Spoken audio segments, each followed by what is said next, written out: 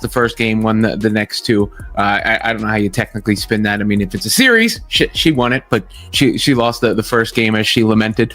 But nonetheless, she gets out there and gets on the broadcast and speaks on a myriad of issues, but she's funny. Obviously, Caitlin Clark has a good sense of humor. We've seen that over the years, and she pointed out one of the most notable things on the broadcast, which is the height disparity between her and Reggie Miller and Carmelo Anthony on the broadcast, which was the height disparity between her and the NBA players on set. I'm going to wear stilts next time you see her there with Carmelo and Reggie Miller. And that's with Reggie Miller saying he's the third best shooter in the state of Indiana right now. There's a new 24 hours. That's all it took. One moment, Caitlin Clark was just another rookie fighting through the nightly grind of a brutal season. The next, she was gone. Not hurt, not traded, not suspended, just erased. And the strangest part, no one inside the league wanted to say a word. Calls went unanswered. Interviews vanished. Media contacts suddenly had nothing to offer, and that silence screamed louder than any headline. Something massive had shifted behind closed doors. Because stars don't vanish overnight. Not unless someone powerful pulls a lever. It began quietly, the way the most unsettling stories always do. No alerts, no trending clip, just a late-night call. An NBC sports producer reaching out. Not for a segment, not for a quick appearance. For something far bigger, a permanent chair, primetime lights, NBA broadcasts, coast-to-coast television, millions locked in, the kind of platform most players chase their entire lives just to glimpse. And somehow, they didn't dial a legend. They didn't reach out to a retired icon. They didn't call a coach. They called Caitlin Clark, a rookie. Let that sink in. A first-year player barely months into the league. And one of the biggest networks in America said, "We want her." It goes Caitlin, Tyrese, and now myself. Oh, yeah. We'll have to get Tyrese's opinion on that. I'm not sure Tyrese would agree. So there you go. Caitlin talking about that, poking fun at the appearance. That was one of the first things that stood out. Then there is the important question, which came later in the broadcast about the CBA. And one thing you have to like about it is Caitlin Clark was confident in her answer about that going into this make or break meeting on Monday. The biggest moments the WNBA has ever seen. Looking forward into the future, what would you like to see happen as you come to a negotiation? Well, honestly, I don't think it's just a big moment for the WNBA. I think all of women's sports, I think this is one of the biggest moments we've ever had. So, I feel very confident that we're going to get something done. And that's because we're in this moment because of the product we put on the floor. So we need to be able to continue to do that. And I know everybody's working really hard. There's a meeting tomorrow that's super important. And I truly do believe we're going to get something done here in the next couple of weeks. Not the league. That wasn't hype. That was leverage. And leverage rewrites the rules. Because here's the part fans are never meant to see. Behind the smiles and polished press conferences, leagues survive on control. Control the schedule. Control the spotlight. Control who rises and who stays invisible. But the moment a network bypasses the machine and calls a player directly, that control fractures. And fractures make executives uneasy. Inside the Women's National Basketball Association offices, insiders say the response wasn't celebration. It was silence. The heavy kind. The kind where no one speaks because everyone is thinking the same thing. How did we let this slip? Because for years the blueprint never changed. If you wanted attention, you went through the league. If you wanted media, you went through the league. If you wanted opportunity, you waited your turn. Caitlin didn't wait. She jumped the line.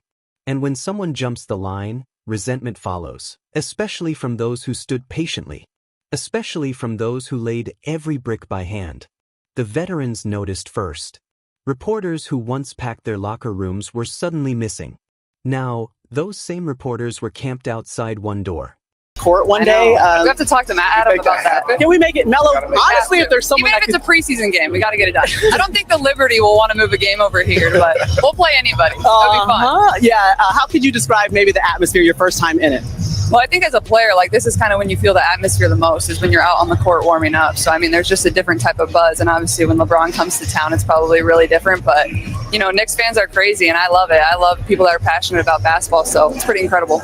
So, Caitlin Clark saying she wants a Fever game at Madison Square Garden. That would be nice, right? That would be an event. But I think Fever fans just want to see Caitlin Clark in a game, period. They just want to see a WNBA season. They just want to see her back on the floor healthy. It doesn't matter what arena it is, what venue, home, road. The biggest thing is Caitlin Clark being back playing basketball and healthy. But, her crack there was good too. Clark's sponsors weren't asking about teams. They were asking about her schedule. TV shows weren't selling matchups. They were selling her segments. It stopped feeling like a league. It started feeling like the Caitlin Clark show. And that's when jealousy slips in. Not loud, quiet, subtle, side comments, half jokes. She's everywhere lately. They're shoving her down our throats. Let's see how long it lasts. But the numbers didn't blink. Games she played sold out. Games she missed fell off fast. Ratings spiked when she appeared, crashed when she didn't. That's not fame, that's dependence. And dependence terrifies any organization.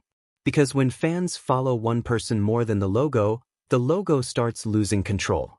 Then came the Real jolt. ESPN had first shot. Sources say talks happened, meetings happened, conversations happened, then nothing. They paused. They measured. They waited.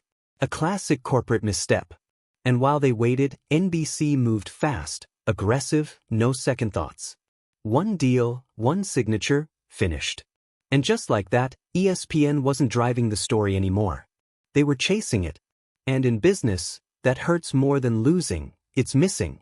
He makes it look pretty easy, but I can promise you it's not that easy. Yeah, he is coming off a triple-double. You got that right. And so, that's funny because the reason I said it could make some people mad, Stephanie White had notably on a broadcast talked about how I think it was when Luka was back on the Mavericks, they in a way played, faster and more together, or the ball popped more. I think that's what it was. The ball moved more without Luka out there. So Clark referencing Luka with some of the stuff around her and Stephanie White, and the butting heads narratives from last year will be amusing.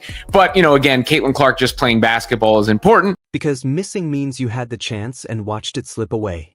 Insiders say the second NBC said her name behind closed doors, the energy shifted. Producers started smiling. Marketing teams leaned in because they understood something the league didn't want to face. Caitlin Clark wasn't just a player. She was attention. And attention turns into money. Real money. Millions of dollars.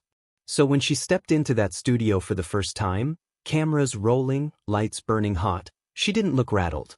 She looked steady, confident, like she belonged. Breaking down NBA plays, calling out coverages, talking to veterans as equals, not as a guest, but as a voice, as authority, and viewers felt it instantly. Clips detonated. Her breakdowns went viral. Not highlights, not logo threes, just her talking basketball. Millions tuning in to hear a rookie speak the game. That's when the league felt the sting. She wasn't rising inside their system anymore. She was rising outside it. And growth outside the system can't be controlled. Because when the spotlight follows her, she doesn't need permission. She doesn't need approval. She doesn't even need protection. She has options, and players with options don't beg. Like, I can just tell how much my body's changed, but I think in a good way. Like, you have to be stronger. It's a much more physical league. So I think that, and then obviously I only appeared in 13 games last year. So more than anything, I'm just itching to get back out on the court and kind of feel like myself again. And I've been putting in a lot of hard work, and I got USA basketball coming up. So looking forward to that too. yeah, I was happy to see. Yes, sir, Reg. Reggie Miller, a big Fever fan. And obviously, I think Caitlin Clark fans had to be satisfied with that. Anybody had to be impressed with her chops in her debut broadcast, and a bevy of topics there. The important one, a little lighthearted stuff, and overall, I think they choose. And that's the shift that rattles everyone, because suddenly negotiations feel different. Contracts feel different. Power feels different. Now imagine being an owner. You've gone on record saying, "We don't need one player." Then that same player appears on national NBA television pulling bigger numbers than your own games. That's not just uncomfortable. That's humiliating. Because fans see it and fans talk. Wait, if she's this big, why did they downplay her? Why did they pretend she didn't matter? And just like that, the story flips. Not that she needs the league, but the league needs her. And once that idea takes hold, it can't be contained. Players notice too. And one of the most unexpected voices was Sophie Cunningham. People expected shade, rivalry, ego. Instead, she gave respect. Said Clark earned it. Said it was good for women's basketball. And that praise landed harder than criticism ever could. Because when even competitors say it out loud, the argument ends. It's real. The locker rooms felt it next. Fewer laughs, more tension. Because deep down, everyone understood the truth. Caitlin Clark wasn't just another star. She was becoming something bigger, something rare, something leagues can't manufacture. A cultural moment. The kind that arrives once a decade. And when moments like that appear, you either build around them or get left behind. And right now, every time NBC put her on screen, it felt bigger than anything else happening. Bigger lights, bigger audience, bigger reach. While regular games quietly slid back to normal numbers, that contrast burned because it exposed everything. It confirmed one uncomfortable truth. She wasn't chasing the league's growth anymore. The league was chasing hers. And that was the moment control truly vanished. No announcement, no speech, just a quiet realization spreading through offices and locker rooms. We can't contain her. We can't schedule her. We can't define her. She's moving on her own terms. And when a player starts moving like that, history only says one thing. They're not just a star. They're a force. Forces don't ask. Forces bend everything around them. Which means this wasn't the peak. This was only the beginning. Because if one NBC contract shook the system this hard, imagine what happens when the next door opens. More networks, more platforms, more opportunities. Each one bigger than the last. Eventually, the question stopped being will Caitlin Clark stay and turned into, can the league even keep pace? And that's the moment every executive quietly dreads, because when a player outgrows the platform loses control forever. Maybe that's why the silence that night felt so heavy. Not excitement, not pride, just stillness. Because deep down, everyone knew. This wasn't a signing. This wasn't a TV deal. This wasn't just media exposure. This was the moment Caitlin Clark moved beyond the league's reach. And once someone moves beyond your reach, you no longer own the future. They do.